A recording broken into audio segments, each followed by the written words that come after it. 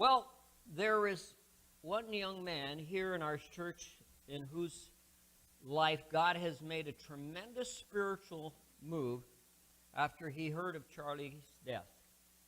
The young man's name is Kevin Cameron.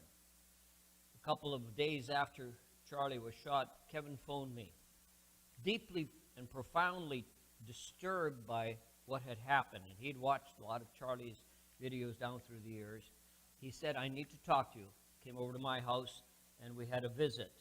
And as a result, Kevin made a decision to commit his life to the Lord. And I suggested, why don't you illustrate that decision through the act of baptism?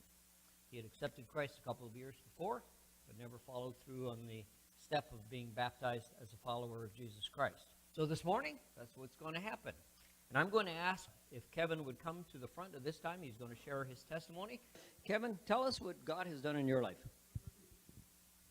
Before I became a Christian, for years I felt empty and lost inside on a regular basis. I used drugs and alcohol to escape my problems and to fill my empty void inside. But at the end of the day, I felt more broken and ashamed of myself. My life ended up being a revolving door of regrets and emptiness with no purpose often leading to suicidal thoughts. I gave my life to Jesus on July 1st, 2023, when my father-in-law Ernie was living his last days.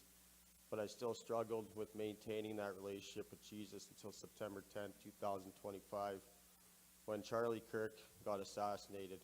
When that happened, I realized I needed to give my life fully to Jesus. That is when I decided to get baptized as a sign of my total commitment to God.